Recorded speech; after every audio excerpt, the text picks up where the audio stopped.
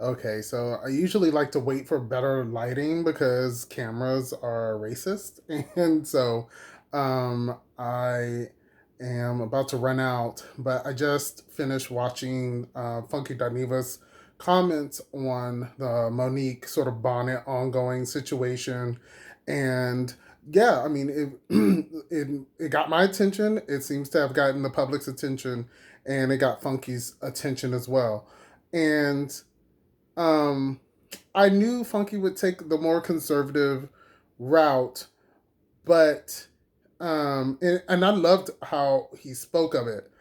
But I do want to speak about this thing that I see a lot with African Americans who get to a certain level, and it was something that occurred to me after I thought about what Monique was really trying to say, but how also like the real of how it appeared.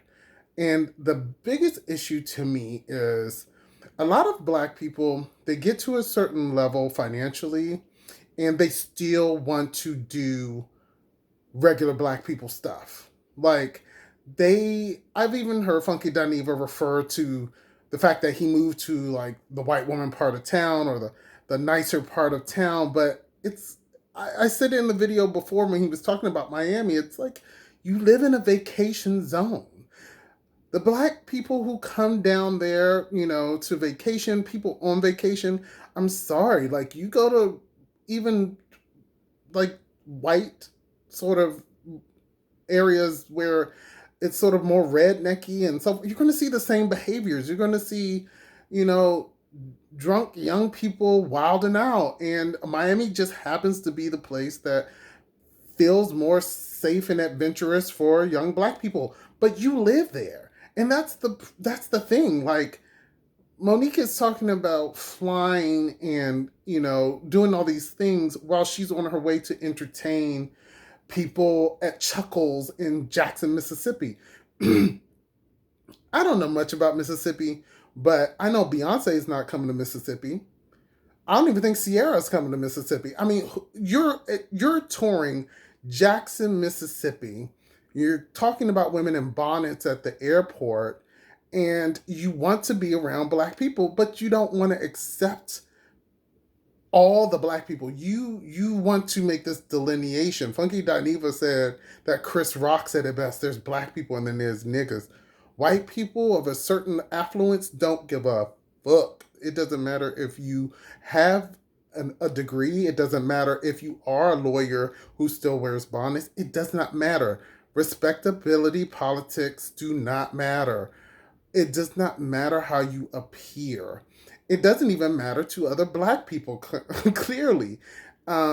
It's if you are so above it all. My grandmother told me, don't go around mixed company.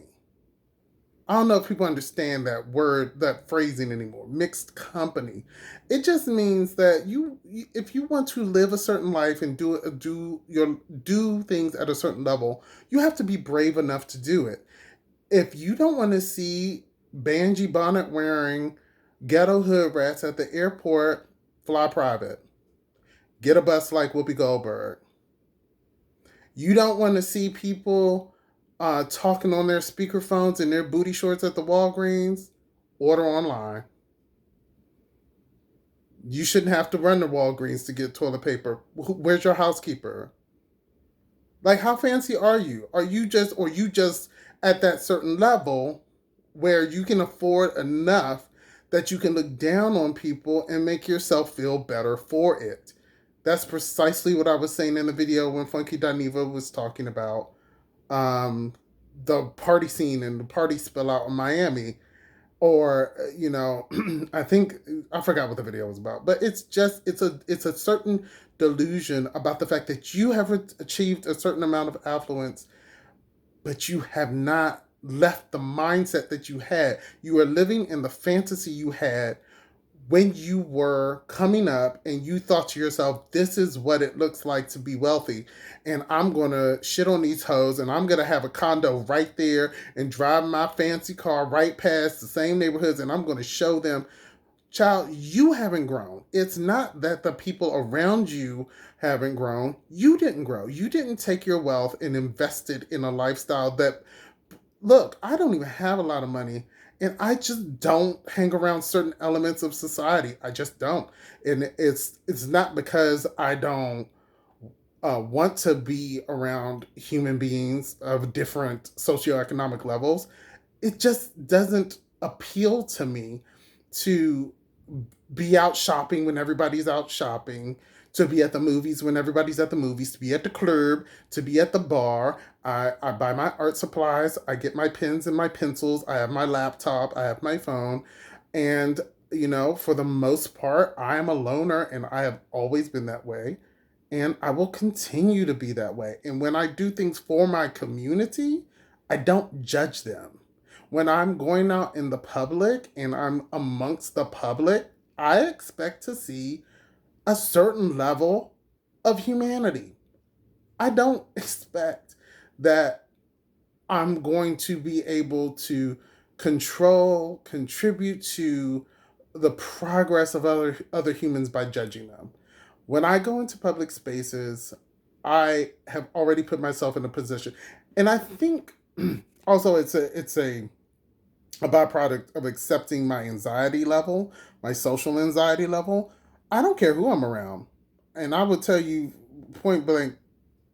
I have been around the wealthiest of the wealthy, the whitest of the white, the most um, what's the word, detached from normal life people, and I'm just as anxious as I am rolling through the hood. I'm just as anxious as I am when I'm in a room full of queer people.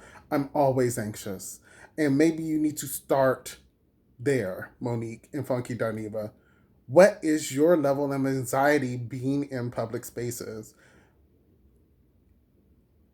I think it is projection to say that what you're seeing from other people is a lack of anything. Maybe your expectations are too high and you're not willing to live up to them. You're too afraid to live up to them. It's not their fault. If you don't want to see the content that you are yourself in front of, and you can't change the channel, you cannot change those people. You can only change you. So stop feeling bad about not wanting to be around regular old black folks and just move away.